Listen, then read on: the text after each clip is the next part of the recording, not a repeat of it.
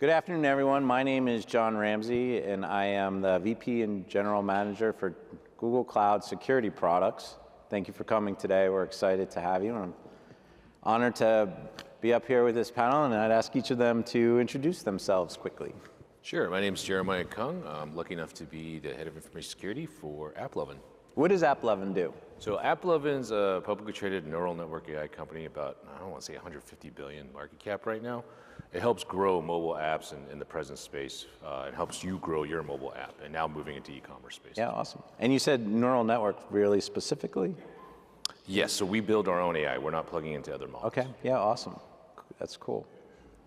I'm Noah Korba. I lead cybersecurity, enterprise architecture, and as of last week, also our digital core organization, which is our enterprise platforms, cloud, and core infrastructure teams. And I work for General Mills, which makes a lot of products that hopefully you buy and are in your pantry or in your fridge. Everything from Cheerios to old El Paso taco shells. And if anyone is from Missouri, we just came out with La Tierra taco shells, which we revived. We have one person from Missouri, thank you, sir. Arguably the best taco shells on earth, but we'll find out. Wait, what are they? They're much smaller and like a little more crispier taco shells that had a very small but passionate following across the state of Missouri. All right. And How we about brought it that? back, and it's in Walmart stores now. Awesome. And do you have the OT side as well? I do, yeah. OT security falls to me as well. So everything on the plant floor, we are involved in ensuring that is secure, in coordination, obviously, with our plants and specifically our plant engineers. Excellent. Thank you. Thanks you for coming, Noah. Todd. I'm Todd Wiedman. I'm the Chief Information Security Officer for Landis & Gear.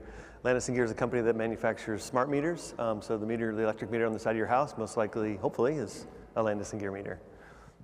Yeah, awesome. Well, again, thank you for coming. I had a customer tell me yesterday, they said, today's pace of change is faster than it's ever been and the slowest it will ever be. It's a really tough environment when you think about how quickly things are changing. One notable change recently is the capability of foundational models to be able to do vulnerability discovery and exploit generation, and the ability to do attack path chaining as it goes through an infrastructure. So maybe we can opine a little bit on how we think about an AI-capable adversary that has these new capabilities. How are we preparing? How are we thinking about it? What are we telling our boards?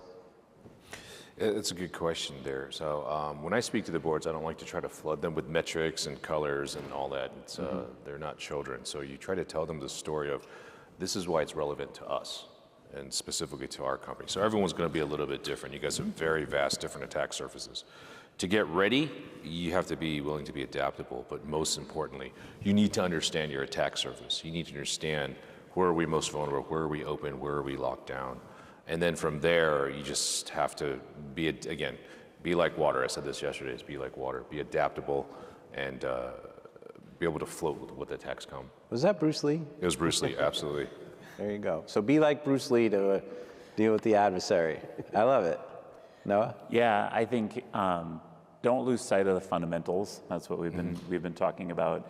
I think attack surface management is going to become just incredibly important as we kind of weather this storm that's coming, along with just core asset management and really just understanding the right ways to mitigate vulnerabilities in your environment, whatever it is. I mean, I personally think the next probably year and a half is going to be just a lot of work, either rationalizing technologies out, because you're going to have to make decisions on whether or not it's worth it to continue to support some applications in your environment, or if you're going to spend the time to go and patch. I may be one of the few people at this conference that is somewhat optimistic with all of this, though, in that I see a world after a lot of this settles that we're going to be looking at vulnerabilities very differently than the way that we have looked at them in the past. And certainly things like patching, I think, are going to slowly go away as we integrate these tools into our SDLCs, as it remediates issues before they even show up in the source code in the first place. Like, yeah, the next year and a half is going to kind of suck. But I think as we get past that, we're going to be in a much different world where we're looking at this entire space very differently than how we look at it today. That's interesting. I had a CISO yesterday describe this situation as, look, I've had vulnerabilities all along. Yeah. This is just an opportunity to quote unquote clean out the garage. Yeah, exactly. Like now I can finally go and have the energy and effort and focus of the business to go clean out the garage. Yeah. So maybe on a positive side. There you go. I'm an optimist. I love it. I love it. Todd? To add on to that, I do think to the point of looking at vulnerabilities different and how we remediate them different, it's the whole concept around shifting left and making developers develop the code base differently so that we can have a better way to address vulnerabilities in systems versus asking IT to just go out and try to patch as many things as they can as fast as they can. So definitely. So don't introduce the vulnerabilities in the first place. Yes, or use the technology that we have today. For instance, like Kubernetes uses images to launch all your pods. If you can fix the image and then just destroy and recreate all the pods, the vulnerability goes away. You don't have to patch. To minimize the exposure of the window in terms of if something gets compromised. All right, makes sense. Yeah. Jeremiah, you said attack surface management. Well, but there still will be an attack surface. I think there still will be, yeah, absolutely. But I'm also with Noah too. I think it's going to be busy in the short term. How long that short term is, I don't know. But I think at the end of the day, we're probably going to be in better shape, or at least a different shape. When internet first came out, everyone freaked out about that. Same thing with cloud, everyone freaked out about that. Same thing with AI. It just seems to be coming a lot faster. Yeah, it is coming a lot faster. Do you think this is a market change in the capabilities of the threat using AI? And if so, how do you think it's different? And how are you then responding to what you think is different and how the threat will present itself in contested space, the space that we're trying to defend and the space that they're trying to acquire? Yeah, so older, more legacy companies, even some startups that might have pivoted in the wrong direction could be in trouble if they don't pivot to the correct direction. You have to use AI to beat AI or protect yourself from AI. It comes together. So if you're not using it, you should probably start using it, practicing it, getting good with it.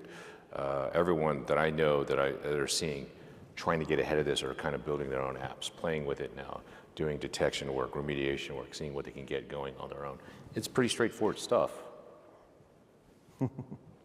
Yeah. That's the first time I've heard that. Well, okay, so it's a straightforward approach, I guess. Yeah. Playing with it, a little trickier, but right. Yeah.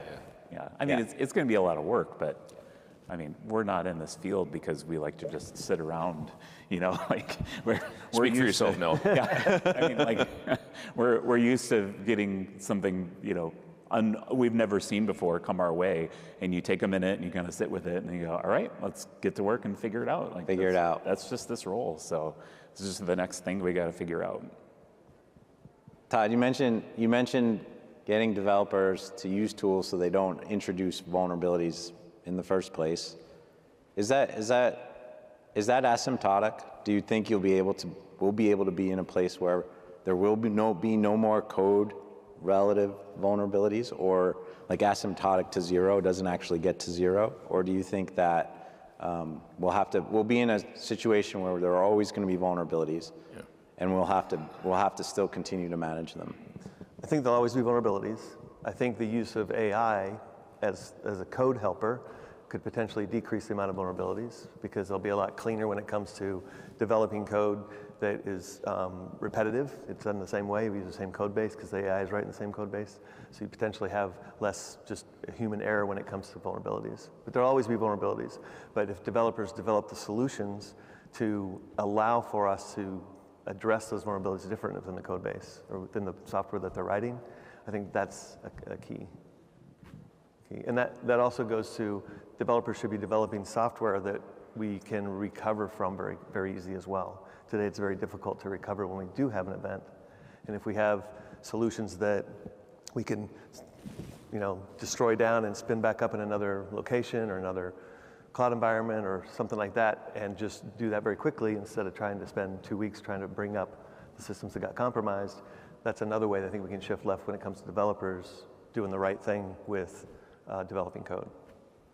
So a lot of I'm not a developer, by the way, so I can blame that all on developers. Yeah, just shift left, it's your problem. Yeah.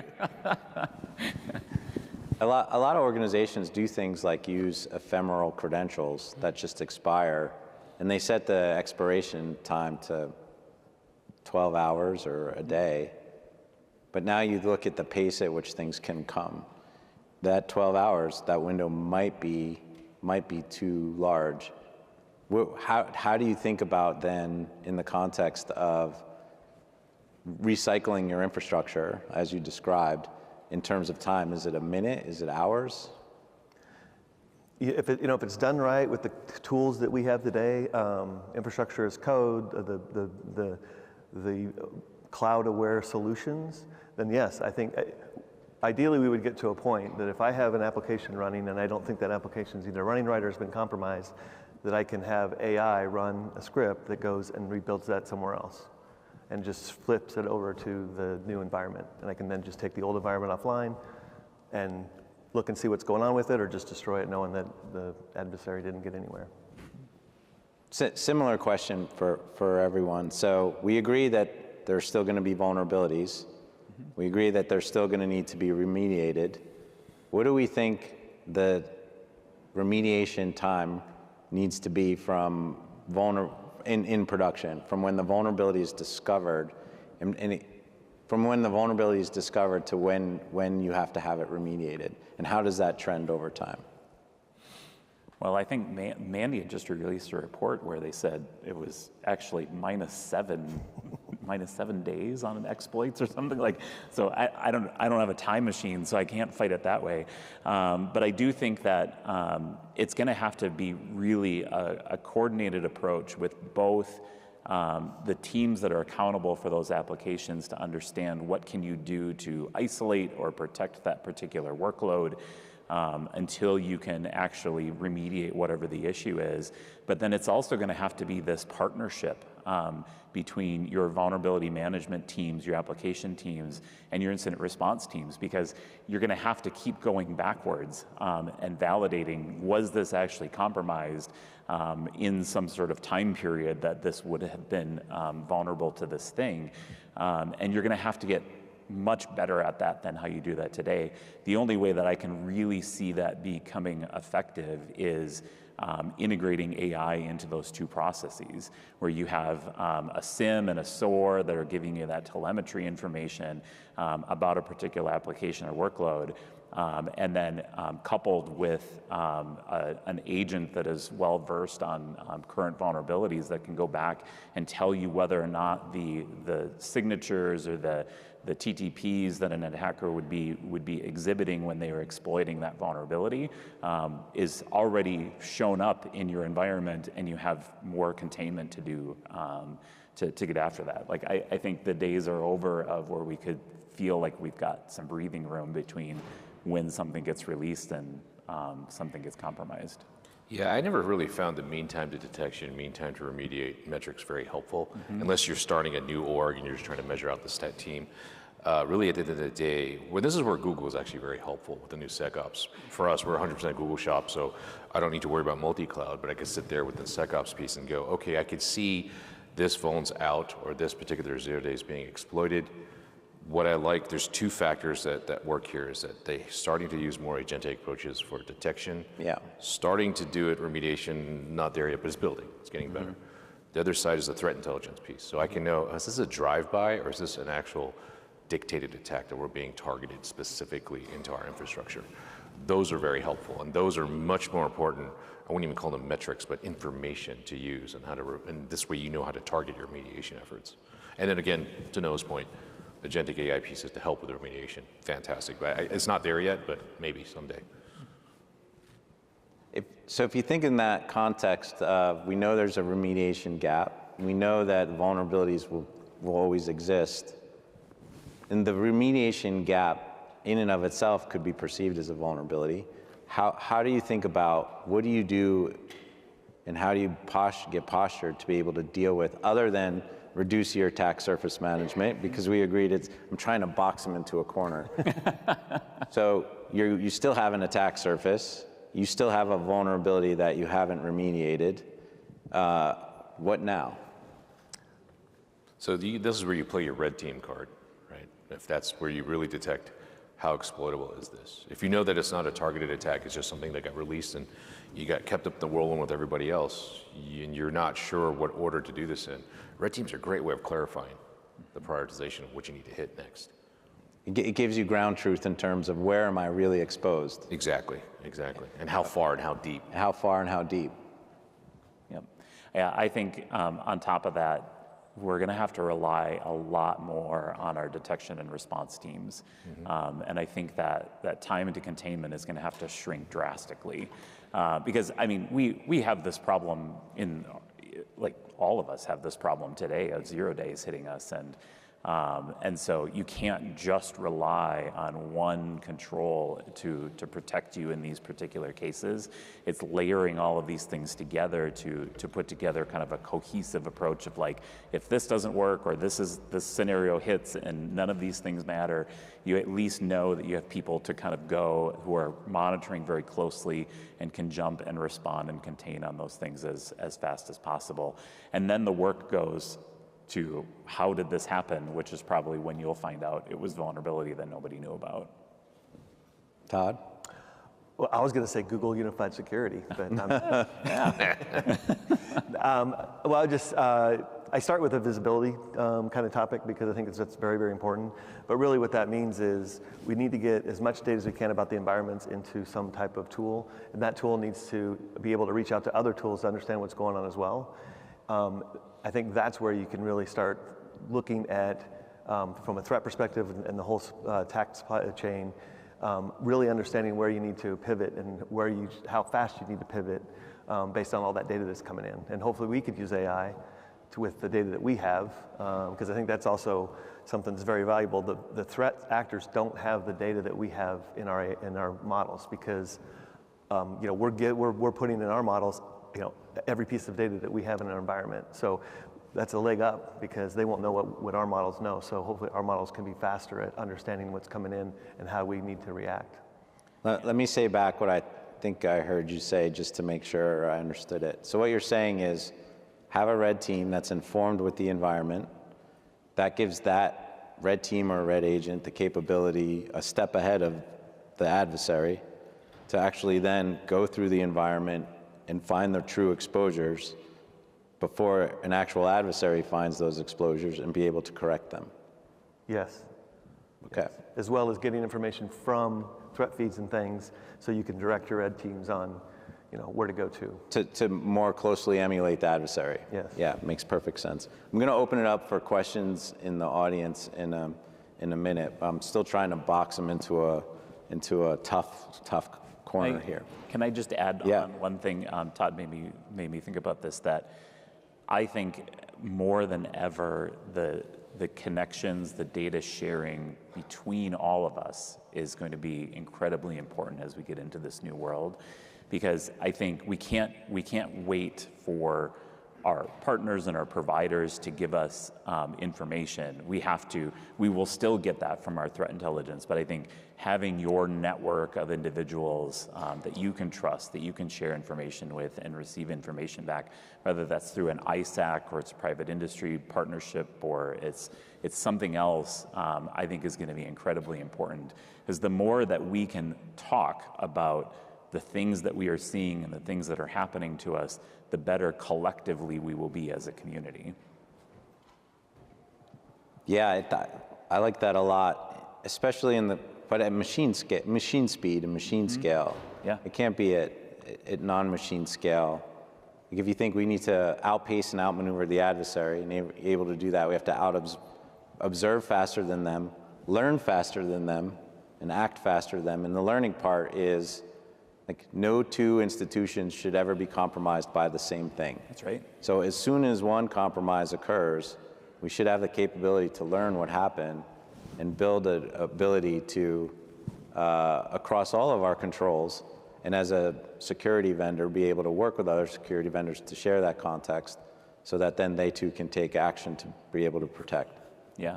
Pipe dream or actual possible reality? What do you think? I think Google is in a position to do it. Like I seriously do. Like I think the information that you collectively have and the information that we would be willing to partner with and provide, I think is the perfect platform to then integrate that back down across the unified security suite. Yeah.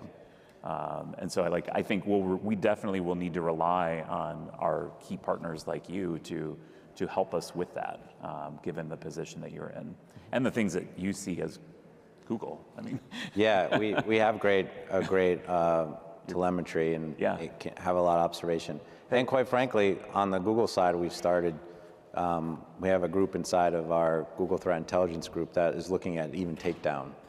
So when we see something overly aggressive, we go after it. Todd? I was going to say, just swing it back to vulnerability too, right? So when you start getting that data sharing, then that can help also. And I think there are groups out there that are kind of doing this, is making the vulnerability criticality change based on, the attacks that others have seen, and be able to put that into that too as well. Yeah. Sorry, I was going to say, agreeing with Noah on this is that the positioning that you guys have with Mandiant in place, and then I'm assuming keeping a lot of that talent, that infrastructure, and that intel is a perfect place to trickle it all down. I would be interested to see what you guys start doing more with the takedowns on that place, because I don't think you guys have done enough of that, but you have all that information to be able to do in the internet space. So it would be good to get you guys police that a little bit more. Yeah, I think that's a area where we could think about more technical things to do. It's very expensive to take a takedown. There's legal involved, and it's procedural and a lot of coordination and a lot of timing, but maybe that's an area where we could start thinking about kind of pushing back a little bit in a more machine scale way.